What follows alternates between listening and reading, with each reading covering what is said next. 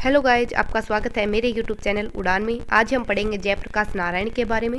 यह political science के Indian thinker में से एक है। अगर आप नेट सेट या किसी भी टीचिंग एग्जाम की तैयारी कर रहे हैं तो ये वीडियो आपके लिए बहुत ही हेल्पफुल होने वाली है। आज हम छोटी सी वीडियो के माध्यम से ये टॉपिक अच्छे से कवर करेंगे। चलो पढ़ते हैं जयप्रकाश नारायण के बारे में।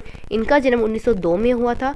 1979 में इनका देहांत हो गया था। इन्होंने अपने जीवन काल में बहुत से महत्वपूर्ण कार्य किए, बहुत से आंदोलन किए और अपनी पार्टी भी बनाई थी। चलो इनके बारे में आगे हम डीपली पढ़ते हैं।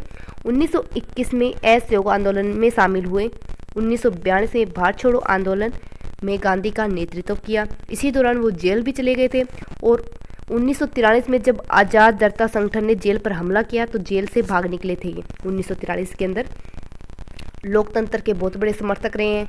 संसदीय शासन प्रणाली की आलोचना की थी और दल विहीन लोकतंत्र का समर्थन किया था। 1948 में कांग्रेस से अलग होकर समाजवादी दल बनाया इन्होंने, जिसका नाम बदलकर सन 1952 में प्रजा समाजवादी दल कर दिया था। 1974 में पटना घटना के विरुद्ध संपूर्ण क्रांति की घोषणा की थी। इम्पोर्टेंट है कि संपूर्ण क्रांति की घोषणा किसने की थी, तो जयप्रकाश नारायण ने की थी। पटना घटना क्या थी? वो थी जो इंदिरा गांधी की जो नीतियाँ थी उनके विरोध में लाई गई एक क्रांति थी, संपूर्ण क्रांति। इसी दौरान वो जेल चले गए थे जयप्रकाश नारायण और 1975 में रिहा हो गए थे। रिहा होने के बाद 4 विपक्षी दलों के साथ मिलकर जनता पार्टी का गठन किया और इनकी सरकार भी आई। 1977 से 79 तक अपना कार्य भी किया और ये पहली गैर कांग्रेसी सरकार थी। इनकी जो संपूर्ण क्रांति थी उसमें 7 क्रांतियाँ हैं: आर्थिक क्रांति, राजनीतिक क्रांति, सांस्कृतिक क्रांति और वैचारिक क्रांति, शैक्षणिक क्रांति, नैतिक क्रांति और सामाजिक क्रांति। इन 7 क्रांतियों की बात की गई है। इनकी संपूर्ण क्रांति के बारे में भी क्वेश्चन आते हैं कि एक सप्त क्रांति थी। ये ध्यान रखना कि सप्त क्रांति किसने दी और संपूर्ण क्रांति किसने दी। सप्त क्रांति राममनोहर लोहिया ने दी, हमने पिछली क्लास में कवर किया था, और संपूर्ण क्रांति ये जयप्रकाश नारायण ने दी थी। ठीक है, इन्होंने 5 स्तरीय संरचना का अपना विचार रखा था, जहाँ गांव पर एक ग्राम सभा हो और क्षेत्रीय स्तर पर एक पंचायत समिति हो और जिला स्तर पर जिला परिषद और प्रांतीय स्तर पर प्रांतीय सभा और राष्ट्रीय स्तर पर राष्ट्रीय सभा। इनके बारे में इन्होंने बताया। इसके बाद आता है कि सामुदायिक लोकतंत्र की धारणा में कौन सी प्रेरणाओं पर आधारित है। ये 3 प्रेरणाएं बताई हैं कि जिस पर हमारा सामुदायिक लोकतंत्र टिका हुआ है।